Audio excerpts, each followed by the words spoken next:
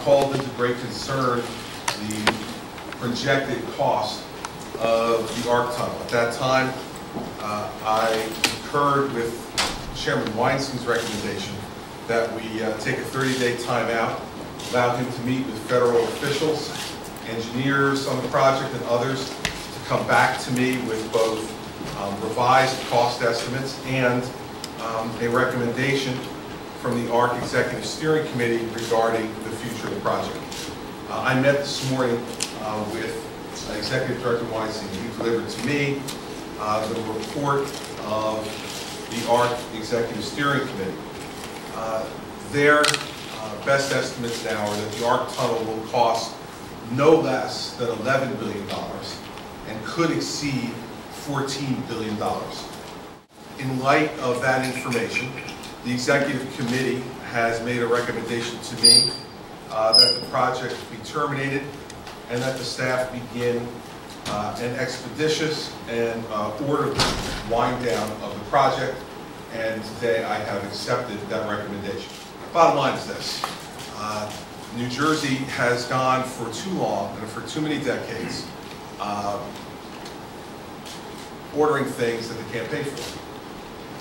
Now, this project has some flaws to it, which have been pointed out by a number of folks, both in the media and in the transportation world. But in the end, this decision is a financial decision. When weighing all the interests, I simply cannot put the taxpayers of the state of New Jersey on what would be a never-ending hook. You see, because the federal government made very clear to me back in February, in a meeting that I had with Secretary LaHood, that $3 billion was all the federal government was prepared to fund and not a penny more. Under those circumstances, I simply cannot responsibly allow this to go forward. The state of New Jersey is broke. We cannot afford to take on a liability that at best is additional $2 billion and at worst could exceed $5 billion as this project moves forward and is not projected to be completed until 2018. And so one could expect that the costs could rise even higher. I liked this project initially because I want to see mass transit utilized more.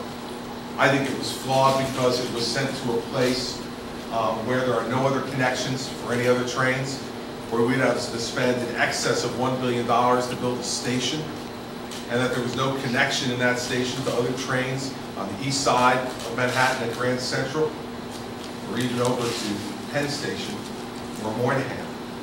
So there were flaws in the plan, but it was a plan that Governor Corzine had put forward and had approved and had full funding, or so I was told, for that entire project. And under those circumstances, in the midst of the campaign, I said I would be supportive of it and would continue it. But now, when you're talking about $2.3 to $5 billion more, the state simply doesn't have the money. In the end, people sent me here to make these kind of decisions. The easiest thing in the world would be for me to say, well, let's let it go forward and let whoever else is in this office in 2018 deal with the problem. That's not who the people of New Jersey elected. It's not who I am, and it's not the way I'm going to conduct myself in this office. And there will be some who will be critical of this. I recognize that there's $3 billion in federal money that has been put towards this project. It's now time for our United States senators to work in the Congress to redirect that money to other worthwhile infrastructure projects in New Jersey, and we have plenty of them. Lastly, the whole argument that, well, there's $3 billion in federal money, so you have to do it, is crazy. It's a crazy argument. The $3 billion in federal funding doesn't even get us a third of the way under the river. And I'm not going to put the taxpayers of our state on the hook for costs that are well in excess of what this was originally projected to be.